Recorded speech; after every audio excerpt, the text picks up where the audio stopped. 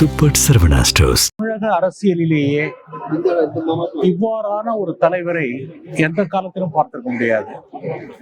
கிட்டத்தட்ட ஒரு 50 ஆண்டு காலம் அவரோடு இணைந்து பணியாற்றி இருக்கிறேன்.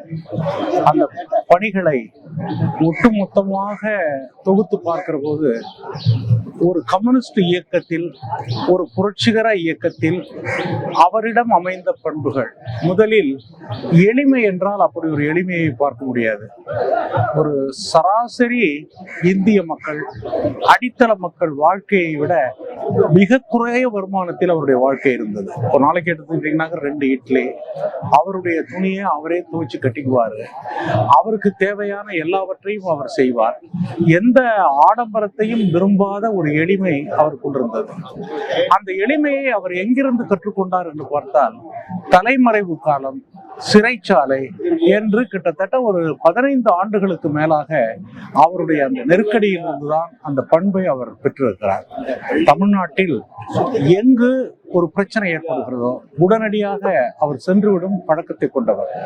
நம்முடைய கொளப்பாடு என்ற ஒரு கிராமத்திலே தாழ்த்தப்பட்ட இளைஞர்கள், தலித் இளைஞர்கள் ஒரு கிணத்தில் குடிநீர் குடிக்கிறார்கள் என்பதற்காக அதுல கரண்ட் பாய்ச்சி அவங்க எல்லாம் செத்து போயிட்டாங்க. அப்ப கிட்டத்தட்ட ஒரு 25 ஆண்டுகளுக்கு முன்பு. அப்ப போக்குவரத்து வசதி கூட இல்லை. அந்த ஊர்ல இருந்து ஒரு பையன் ஒரு கார்டு மட்டும் எழுதி போட்டாரு. அந்த கார்டு அவரு எடுத்து பார்த்து, நான் இப்ப இங்க இருந்தேன், அங்கிருந்து புறப்பட்டு சைக்கிள்ல அவரே போய் அந்த பிரச்சனையெல்லாம் ஆய்ந்து அதை ஒரு மிகப்பெரிய ஒரு போராட்டமாக மாற்றி அந்த தவறை செய்தவர்களை தண்டிக்கின்ற அந்த காரியத்தை செய்து முடித்தார். அதே போல எந்த பிரச்சனை இருந்தாலும் சரி, ஆற்று மணல் போராட்டம், அதே போல நிலமீட்சி போராட்டம், எந்த போராட்டத்திலும் அவர் முதன்மையாக நின்றிருக்கிறார். தமிழ்நாட்டினுடைய ஒரு தலை சிறந்த ஒரு வழிகாட்டி. இன்றைய அரசியல் என்பது கிட்டத்தட்ட ஒரு களங்கம் நிறைந்ததாக, பணம் சார்ந்ததாக, ஊழல் நிறைந்ததாக மாறி இருக்கிறது. இதை மீட்காமல் தமிழக அரசியலுக்கு ஒரு மாற்று கிடையவே கிடையாது. அப்படி ஒரு மாற்றை உருவாக்க வேண்டும் என்றால் ஐயா நல்லக்கண்ணு போன்றவர்கள், சங்கரையா போன்றவர்கள் அவர்களுடைய தூய வாழ்க்கையிலிருந்து நம்முடைய அரசியலை, மாற்றத்தை, அர்ப்பணிப்பு அரசியலை கொண்டு வர வேண்டும்.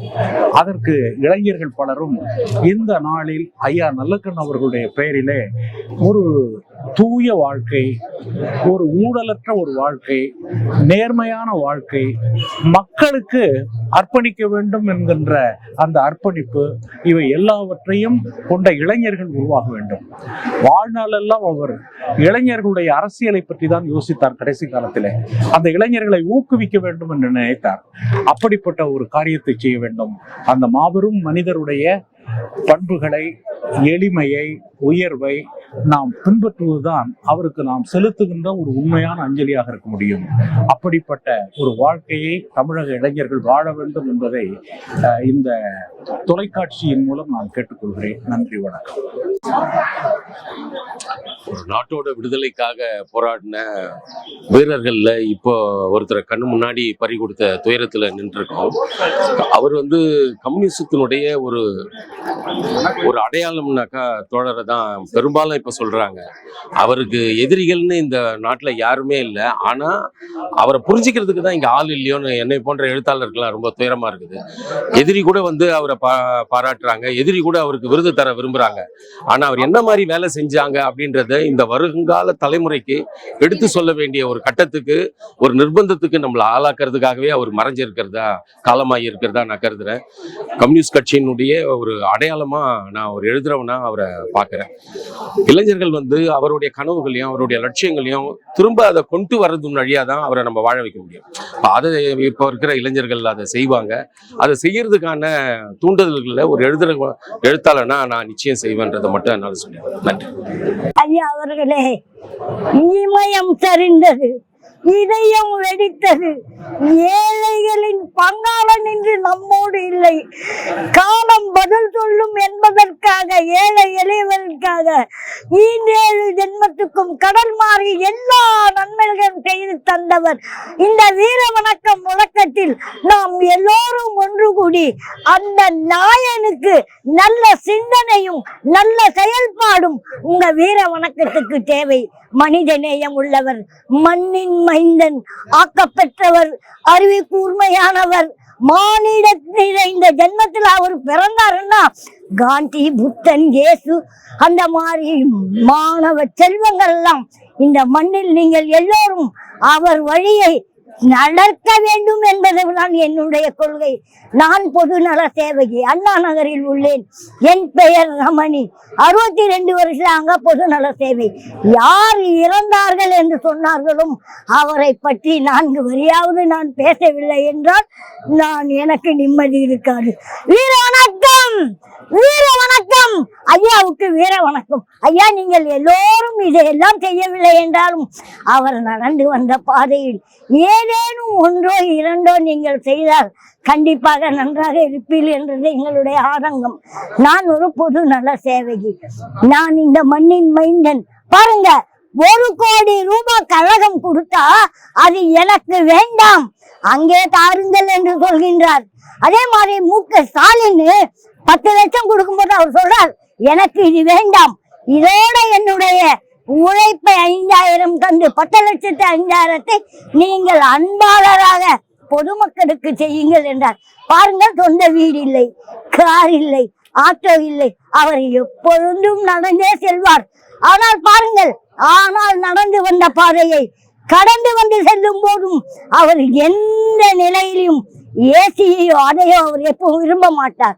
நாம் மண்ணின் மைந்தன், மனித நேயம் உள்ளவனாக கடைசி வரை, இமயம் முதல் குமரி வரை அவர் நடைப்பயணமாக சென்று நல்லோர்கள் எல்லோரும் இன்றைக்கு எல்லோரும் இப்படி எல்லாம் வாழ்த்துக்களோட இருக்கிறாங்கன்னா அந்த மகானுடைய முக்கியமான ஒரு வீரன் மறைந்தான், ஒரு இமயம் சரிந்தது.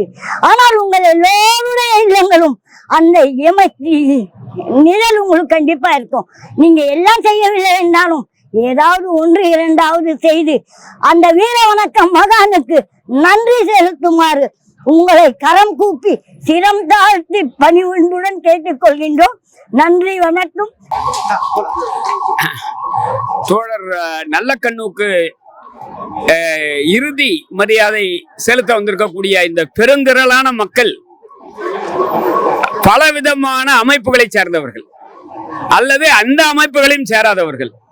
அதாவது அவர் கட்சிக்கு அப்பாற்பட்ட ஒரு தலைவராக அவர் இருந்தார். என்னை பொறுத்தவரை கூட அப்படித்தான் சொல்ல முடியும்.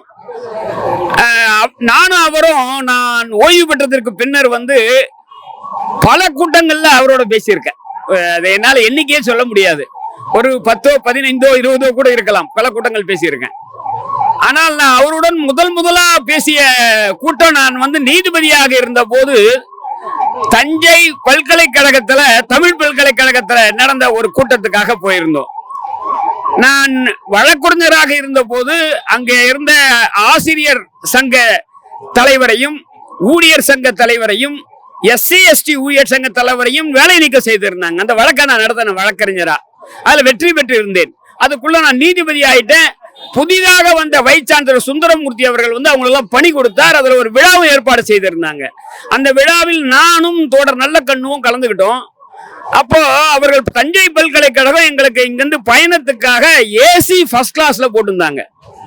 அவரை அந்த ஏசி ஃபர்ஸ்ட் கிளாஸ்ல ஏற மாட்டேன்னு அடம் பிடிச்சார். அதுதான் பதிவு செய்யணும்ன்றது. இல்லைங்க, நான் ஏசிலேயே பயணம் பண்ணதில்லை ஐயா, இதை அவங்க போட்டிருக்காங்க அப்படின்னு கூட்டிட்டு போய் பயணம் பண்ண. அதான் முதல் முறை அவருடன் நான் பயணம் செய்ததும் பேசியதும். எனக்கு நான் சமீபத்தில் கூட இப்ப நான் சொன்ன, அதாவது நல்லக்கண்ணுவை பிடிக்காதவர்கள் யாருமே இருக்க மாட்டாங்க, எதிரிகள் கூட பிடிக்கும். ஆனால் நல்லக்கண்ணுவுக்கு என்ன பிடிக்கும், அதுதான் இந்த முக்கியமாக இங்கே தகவல் சொல்லணும் அப்படின்றத நான் நினைக்கிறேன். அதை சொன்னது அதான் முடிச்சுட்டோம் இல்லையா?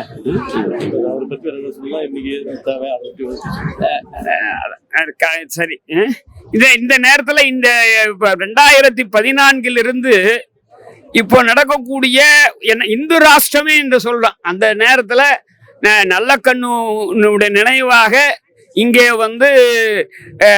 ஜனநாயகத்தையும் மதச்சார்பின்மையும் காப்பாற்றுவதற்காக அனைவரும் நாம் போராடுவோம் என்பதுதான் அவருக்கு செலுத்தக்கூடிய இறுதி அஞ்சலி என்று கருதுகிறேன். வணக்கம். 101 ஆண்டுகள் நம்முடன் வாழ்ந்து இன்று மறைந்துள்ள ஐயா நல்லக்கண்ணு அவர்களை பற்றி சொல்வதற்கு நிறைய செய்திகள் இருந்தாலும், அவர் ஏழை எளிய மக்களின் நண்பராகவும் சமுதாயத்தில் தாழ்த்தப்பட்ட பிற்படுத்தப்பட்ட மக்களுக்கு சேவை செய்வதே ஒரு குறிக்கோளாகவும் வாழ்ந்த ஒரு சிறந்த மனிதர். அவர் என்ன கட்சி என்ன ஏதுன்றதை தவிர ஒரு சிறந்த மனிதாபிமானி, மனித நேயத்திற்காக பாடுபட்டவர். அவரை பத்தி சொல்லணும் அப்படின்னா, அவர் தனக்காக எதுவும் வச்சுக்கிட்டு இல்லாம, அதான் கடைசி மட்டும் வாடகை வீட்டுல வாழ்ந்தவர். அரசு கொடுத்த வீட்டுல தான் இப்பவும் அவர் இருந்தாரு. அவர் தனக்குன்னு எதுவும் சொத்து சேர்த்துக்கல, எல்லாம் கட்சிக்காக தான், இயக்கத்துக்காக தான் கொடுத்தாரு. அந்த இயக்கம் நிதி கொடுத்த போது கூட அதை வாங்கி அந்த இயக்கத்துக்கே கொடுத்துட்டு அவரு. எனக்கு தெரிஞ்சு ஆனாருனா, அதாவது மாணவர் நகலகம் நடத்தி வந்த அவர் இல்லை, இப்போ அவரு மறைஞ்சிட்டாரு. அவரு ஒரு மகிழ்ந்து கொடுக்கணும்னு ரொம்ப நாளா சொல்லிக்கிட்டு இருந்தாரு. ஐயா அருணாசலம் உங்களுக்கு ஒரு மகிழ்ந்து கொடுக்கணும் ஐயா அப்படின்னு சொல்லிக்கிட்டே இருந்தாரு. ஆனா இவர் மறுத்துக்கிட்டே இருந்தாரு, எனக்குன்னு எதுவும் வேணாம், தயவு செய்து எனக்கு எதுவும் செய்யாதீங்கன்னு. ஆனா அவர் வாடகை வண்டியிலயும் அப்படி இப்படி போறது அவருக்கு மனசுக்கு சங்கடமா இருந்து, வயதாயிடுச்சு ஐயா, உங்களுக்கு இதாவது வச்சுக்கோங்க அப்படின்னு ஒரு நிகழ்ச்சியில சாவியை கொடுத்து வண்டியை கொடுத்தாரு. ஒரு மரியாதை நிமித்தமா அதை ஏத்துக்கிட்ட ஐயா உடனே அறிவிப்பு கொடுத்துட்டாரு, இது நான் என் இயக்கத்துக்கு ஒப்படைச்சிடுறேன், எனக்கு தேவையில்லை அப்படின்னு. அப்படிப்பட்ட மனிதர்களை பார்ப்பது அறிவு. தாழ்த்தப்பட்ட பிற்படுத்தப்பட்ட மிகவும் பிற்படுத்தப்பட்ட ஒதுக்கப்பட்ட மக்களுக்காக வாழ்ந்தேன் அப்படின்னு சொல்றதே இப்போ ஒரு என்ன நாகரிகமான வார்த்தையா போயிடுச்சு. அப்படிப்பட்ட வாழ்க்கைக்கு சொந்தக்காரரா இருந்தவர் அவர் மறைந்து விட்டார். ஆனா வயது மூப்பு காரணமாக மறைந்தாலும் இன்னும் நம்ம கிட்ட இருந்திருக்கலாமே அப்படின்ற ஏக்கம் எல்லார் மனசுலயும் இருக்கு. அவர் இறந்திருக்க கூடாது. நேற்று எல்லாம் மருத்துவமனையில இருந்தோம். அந்த இதய துடிப்பு ஏறி இறங்கினதெல்லாம் பார்க்கும்போது வேதனையா இருந்தது. கடைசியில ரொம்ப குறைவான இதய துடிப்பு இருக்கும்போது தான் அரசு மருத்துவர்களே நம்பிக்கை விட்டாங்க. கடைசி வரைக்கும் போராடினாங்க. அரசு, இந்த தமிழக அரசு அவருக்கு ஒரு சிறந்த மருத்துவ குழுவை ஏற்பாடு பண்ணி அவரை சிறப்பா கவனிச்சாங்க. இருந்தாலும் அந்த வயது மூப்புன்ற ஒண்ணு அவரோட சுய இதுலதான் அவர் இயங்கினாரு அப்படின்றதுதான் எங்களோட கருத்து. நிறைய போராடினார், உயிர் வாழ்தலுக்கு நிறைய போராடினார். ஆனா வயது அவர் ஒத்துழைக்கல. அதனால்தான் அவர் இன்னைக்கு நம்மளெல்லாம் விட்டு பிரிஞ்சிருக்கிறார். அது மாதிரி தன்னலம் கருதாத ஒரு தலைவரை நாம் காண்பது அரிது. அவர் வாழ்ந்த சமகாலத்தில் நாம் வாழ்ந்தோம் என்பதே நமக்கான பெருமை. அவர் இருந்திருக்கலாம் அப்படின்ற ஏக்கம் தான் மனசுக்குள்ள இருக்கு. இருந்தாலும் மறந்து விட்டார். அவருக்கு நாம புகழ் வணக்கம் செலுத்தணும். அவர் போல வாழ நாம முயற்சி பண்ணணும். நன்றி. அன்பு தோழர் இரா நல்லகன் அவர்கள் தமிழ்நாட்டின் கிராமப்புற ஒடுக்கப்பட்ட விவசாய பெருங்குடி மக்களின் சமூக வாழ்வில் அசைக்க முடியாத நபராக மாறிவிட்டார். இந்திய கம்யூனிஸ்ட் கட்சியின் புகழ்பூத்த நூற்றாண்டு வரலாற்றில் அவரும் நூற்றாண்டு நாயகராக தமிழ்நாடு முழுவதும் தன்னுடைய காலடி பதியாத இடம் இல்லை என்கிற அளவிற்கு அடக்கப்பட்ட ஒடுக்கப்பட்ட தலித் மக்களினுடைய விடுதலைக்காக தொடர்ந்து களம்பல கண்டவர். தமிழ் உணர்வாலும் அதனுடைய பண்பாட்டு விழுமியங்களாலும் எப்போதும் சூழப்பட்ட அவர் எல்லா காலங்களிலும் எளிமையும் இனிமையும் நிறைந்த ஒரு அரசியல் ஆளுமையாக தமிழ்நாட்டில் வலம் வந்தவர். கருத்தாலும் களத்தாலும் அவர் எந்த காலத்திலும் தமிழ்நாட்டினுடைய ஜீவாதார பிரச்சனைக்காக தொடர்ந்து குரல் கொடுத்தவர். நதிநீர் பிரச்சனை வருகிறது என்றால் தோழர் நல்லகண்ணு அவர்களிடம்தான் தீர்வு என்று நிபுணர்களே கேட்கிற அளவிற்கு தமிழ்நாட்டின் நீரியல் தன்மையில் அத்தனை அம்சங்களையும் அறிந்தவராக இருந்தவர். அதே போல வகுப்புவாத கொடுமைக்கு எதிராக மதவெறி மாச்சரியங்களை களைந்து தமிழ்நாடு ஒரு நல்லிணக்க பூமியாக திகழ வேண்டும், சாதி கலவரங்கள் இல்லாத ஒரு சமத்துவம் கொழிக்கிற பூமியாக இருக்க வேண்டும் என்று தொடர்ந்து செயல்பட்டவர், அதற்காக பாடுபட்டவர். சொந்த வாழ்க்கையிலும் சரி, சமூக வாழ்க்கையிலும் சரி, தன்னுடைய அரசியலை எல்லா காலத்திலும் எல்லா நேரங்களிலும் ஒடுக்கப்பட்ட உழைப்பாளி மக்களுக்காகவே அர்ப்பணித்தவர். அப்படிப்பட்டவர் இன்றைக்கு தமிழ்நாட்டில் மறைந்திருக்கிறார். அவர் மறைவு இந்திய கம்யூனிஸ்ட் கட்சிக்கு மட்டுமல்ல, உலகம் முழுவதும் இருக்கிற உழைப்பாளி மக்களுக்கு பேர் இழப்பு. தமிழ்நாட்டினுடைய பண்பாட்டு பெருமிதங்களுக்கு மரபு வழியே வந்த ஒரு மாபெரும் ஆளுமை மறைந்து விட்டது.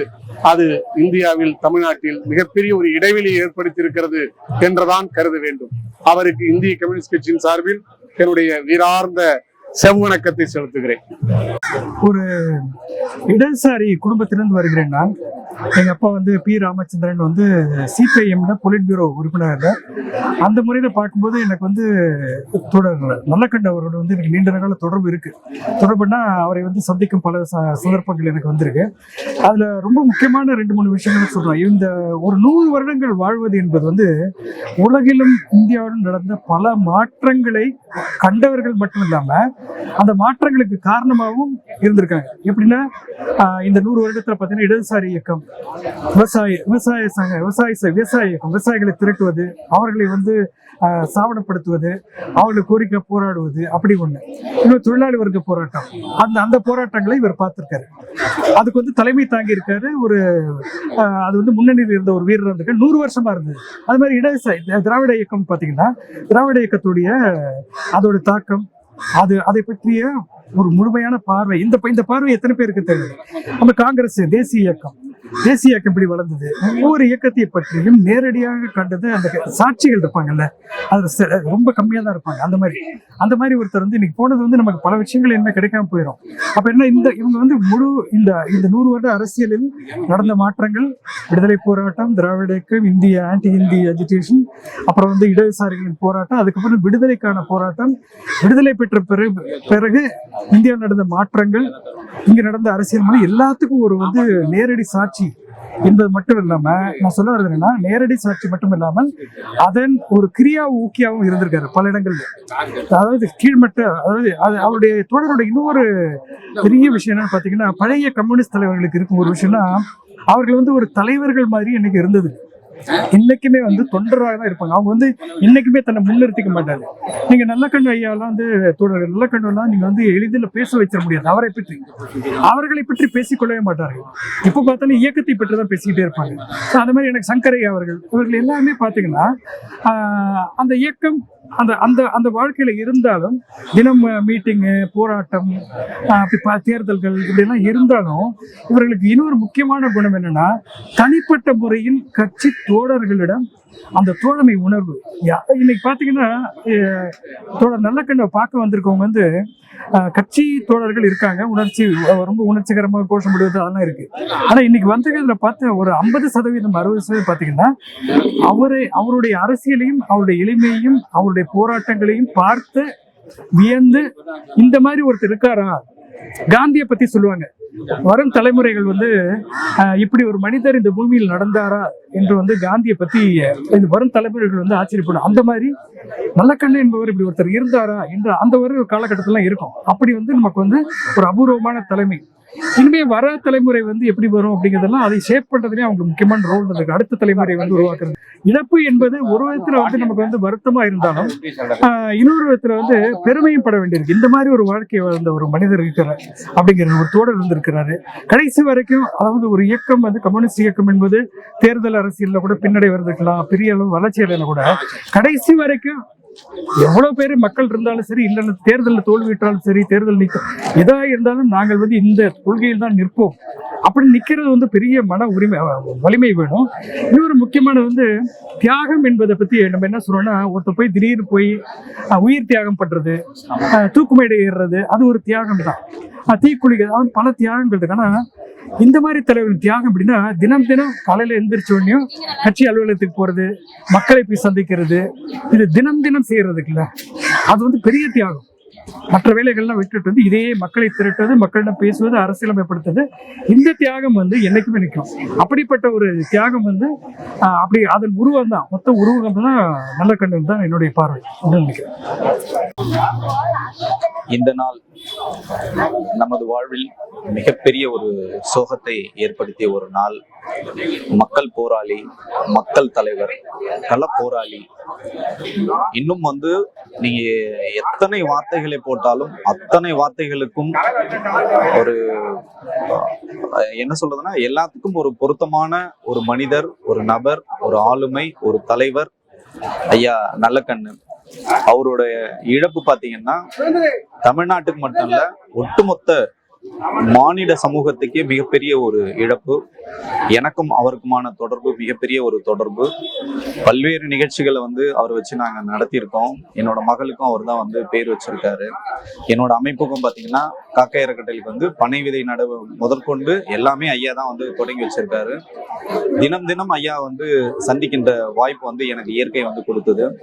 ஸோ அந்த மாதிரி இருந்த ஒரு மாபெரும் ஒரு மனிதர் இன்னைக்கு நம்ம கிட்ட இல்லை அப்படின்றது என்னால நம்ப முடியல, ஜீர்ணிக்க முடியல. ஆனாலும் அவரோட கொள்கைகள், அவர் விற்று சென்ற பாதையில் வந்து இந்த இளைஞர்கள் வந்து நடக்கணும் அப்படின்றதான் நம்ம வந்து பாக்குறோம். இன்னைக்கு மக்கள் வந்து இங்க அலையலையா திரண்டு இருக்கிறது வந்து அவர் வந்து மக்களுக்கான எடுத்த அந்த முயற்சிகளோட வெளிப்பாடா தான் நம்ம வந்து பாக்குறோம். சாமானிய மக்கள் முதற்கொண்டு அவர் செய்த சாதனைகளுக்கு வந்து எண்ணிலடங்கா சாதனைகள்.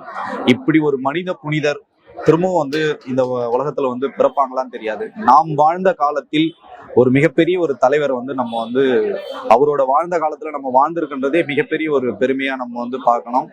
ஐயாவோட ஆன்மா வந்து சாந்தி அடையணும். ஐயா விட்டு சென்ற கொள்கையில வந்து நம்ம எல்லாரும் வந்து தொடர்ந்து முன்னெடுக்கணும்.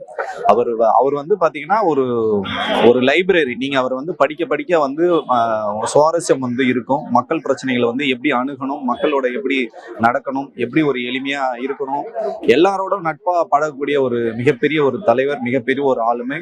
அவரோட இழந்தது வந்து மிகப்பெரிய ஒரு இழப்பு தான் நமக்கு. ஐயாவோட கொள்கையில வந்து மனசுல ஏந்தி நம்ம எல்லாரும் வந்து ஐயாவோட வழியில வந்து நடக்கணும்னு வந்து நினைக்கிறோம். ஐயா வந்து மறைந்ததா நான் நினைக்கல. ஏன்னா அவரோட இறுதி ஊர்வலமே பாத்தீங்கன்னா ஒரு மிகப்பெரிய ஒரு விஷயமா இருக்கும், ஒரு முன்னுதாரணமா இருக்கும். அவரோட உடலை கூட பாத்தீங்கன்னா மருத்துவக் கல்லூரி மாணவர்களுக்கு ஆராய்ச்சி பண்ணதான் வந்து கொடுத்திருக்காரு. இந்த மாதிரி ஒரு தலைவர் வந்து தோன்றதாகவும் இந்த மாதிரி வாழ்ந்ததாகவும் மக்களுக்காக பணி செய்ததாகவும் நம்ம வந்து கேள்விப்பட்டதில்லை. ஆனா வந்து நிஜ வாழ்க்கையில வந்து ஐயா வந்து நம்ம பார்த்திருக்கோம். ஐயாவின் வந்து புகழ் வந்து ஓங்குக. நன்றி. எல்லோருக்கும் வணக்கம். ஐயா நல்லக்கண்ணு அவர்களுடைய இறுதிச் சடங்குல இருக்கோம். தமிழ்நாட்டின் மிக மிக மூத்த அரசியல்வாதின்னு சொல்றதை விட ஒரு உன்னதமான தலைவர், சிறந்த மனிதர், அன்பாளர். இவர்களை வந்து நலிந்தோருக்கும் வந்து ஒடுக்கப்பட்டவர்களுக்கும் விவசாயிகளுக்கும் உழைப்பாளிகளுக்குமான ஒரு குரலா வந்து ஒரு அடையாளமா ஒரு மனிதரா வந்து அவருடைய இருப்பு இருந்தது. இன்னைக்கு அவர் இல்லாதது வந்து மிகப்பெரிய இழப்பு. தமிழ்நாட்டுல வந்து மிகப்பெரிய ஒரு அரசியல் பள்ளம் சொல்லலாம், ஈடு செய்ய முடியாத பள்ளம் அப்படின்னு சொல்லலாம். எல்லாருக்கும் உதாரணம் காட்டக்கூடிய இவர் போல வருமா, இவர் போல இருக்க முடியுமா என்று சொல்வதற்கு வேறு ஆட்களே இல்லை. அவர் கருப்பா இருந்தார், காமராஜர் மாதிரி தான். எல்லா விதத்திலையும் அவர் வந்து அடுத்த காமராஜர் அப்படின்ற சொல்ற அளவுக்கு ஒரு உதாரண புருஷனா இருந்த அவர் வந்து இன்னைக்கு இல்லைங்கிறது வந்து அரசியல் தளத்துல மட்டும் இல்ல, பண்பாட்டு தளத்திலையும் சரி, எல்லா தளத்திலையும் வந்து ஒரு மிகப்பெரிய இழப்பா இருக்கு. அவர் வந்து கடைசி வயசு வரைக்கும் கிட்டத்தட்ட இந்த 101 வருடம் வாழ்ந்தார் அப்படின்னு சொல்லலாம். அந்த 101 வருடம் வந்து அவர் சிந்திச்சுட்டே இருந்தார். அந்த சிந்தனையின் பலன் வந்து சமூகத்துல ஏதோ ஒரு விதத்துல வந்து ஏதோ ஒரு விளைவுல வந்து தொடர்ச்சியா உண்டாக்கிக்கிட்டே இருந்தது. அது இப்ப இல்லாம போனதுன்றது இன்றைய தமிழ் சூழல்ல, இன்றைய அரசியல் சூழல்ல மிகப்பெரிய இழப்பு, மிகப்பெரிய வெற்றிடம், ஈடு செய்ய முடியாத இழப்பு.